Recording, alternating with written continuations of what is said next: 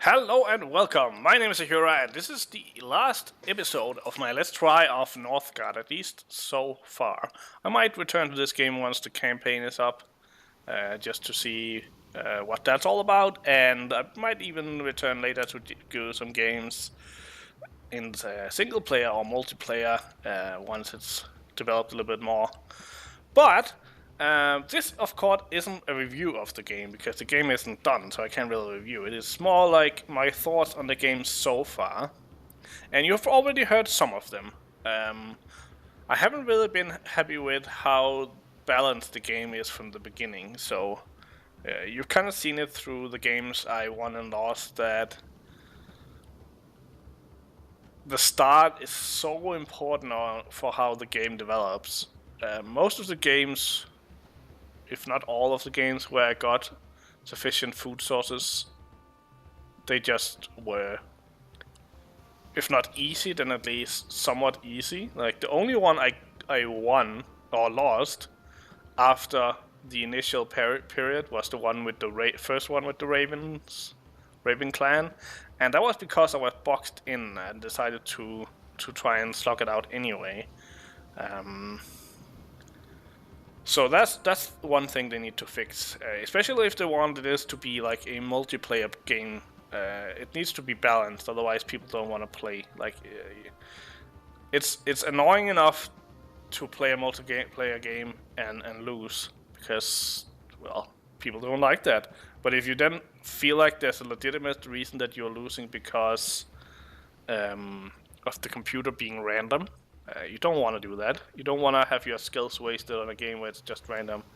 I think that the easiest analogy is like playing a multiplayer game like Overwatch or anything like that, where having to rely on or Dota, having to rely on your teammates can be really frustrating sometimes because you can feel like, at least you can make the excuse to yourself, that you're losing because you're playing with bad teammates.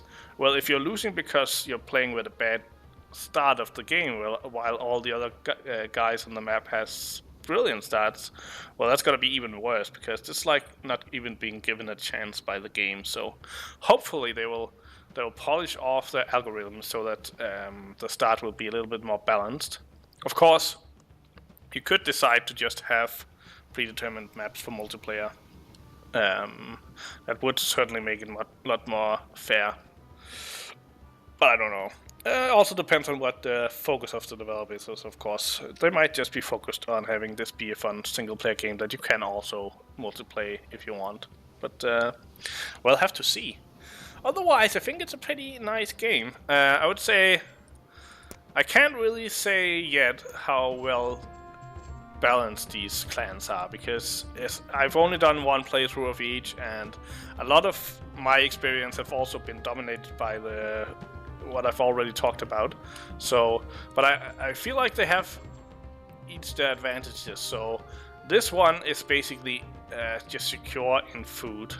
I think they have changed something in the algorithm, because I feel like the last couple games I played was way easier to get the food they want, and with this clan you would then definitely be secure, like having a food source to begin with, having less food consumption, have more bonus from feasts so they can use all of that food for something, and then 2 free tools, also pretty nice.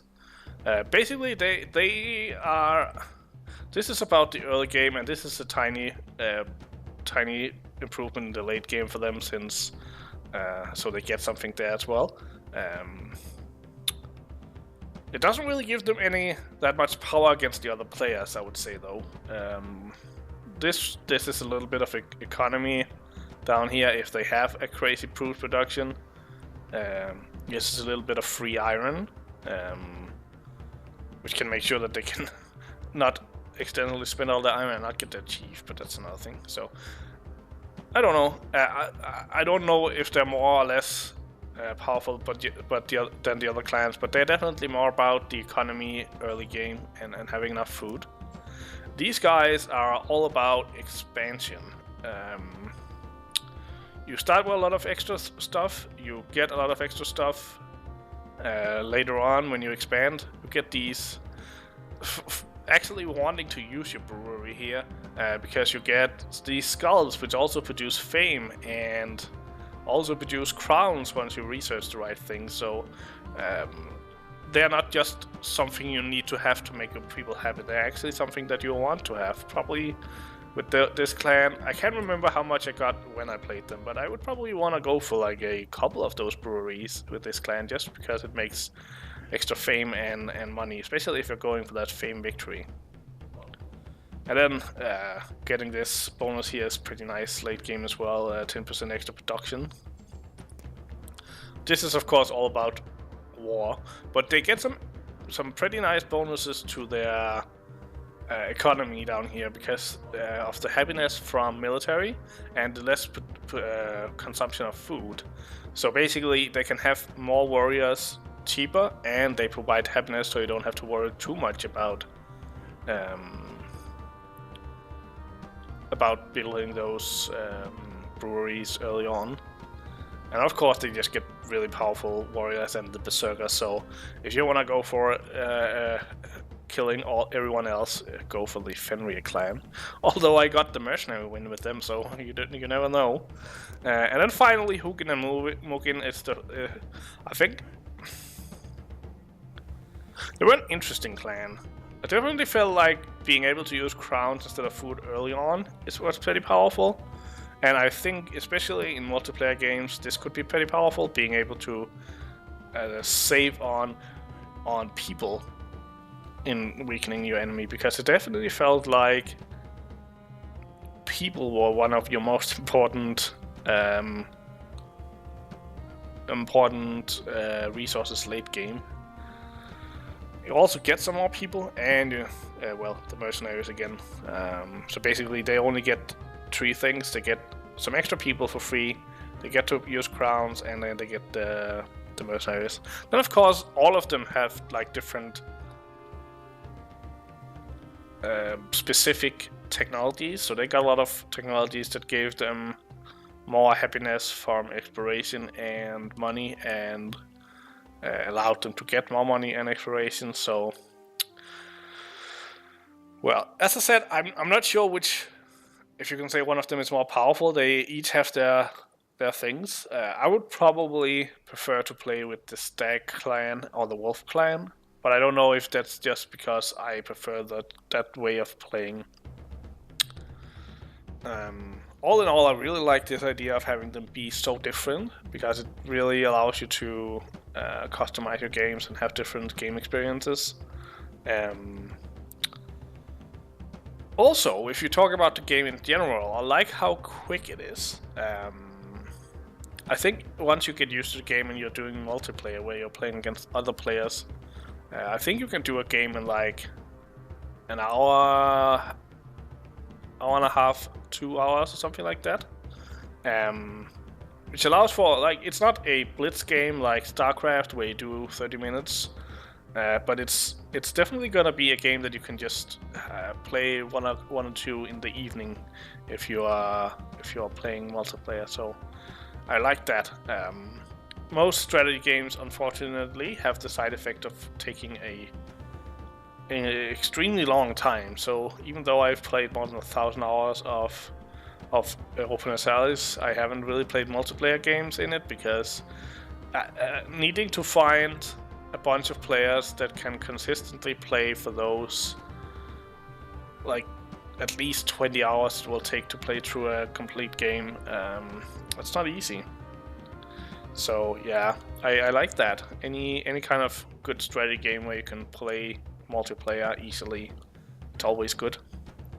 Anyway, I think that was all of my thoughts on it so far. There's some minor details with the options in the game where you can only choose between full screen or not.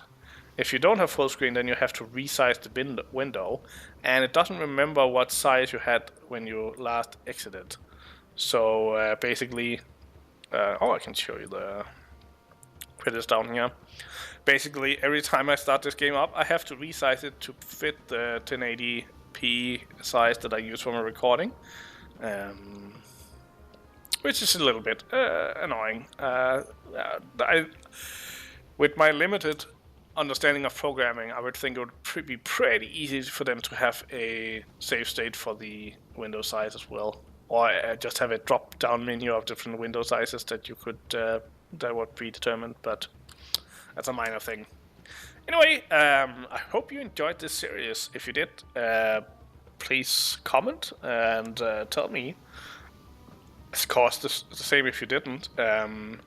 It would be very nice to get some feedback on these different series, if that's something you like, if you want something you want to see more about, like specifically Viking games, or if you just want to see more new games, if you want to see more different strategy games, or if you just want to see some of these smaller games that comes out where you can kind of follow them along in if I could talk, that would be really nice, in pre-development. Anyway, hope you enjoyed the series, and hope you join me on Thursday and Friday, where I'm gonna be streaming both days.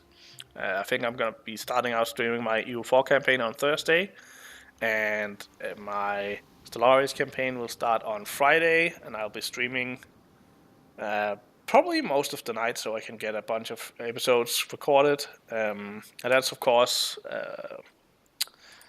on the 6th and 7th of April.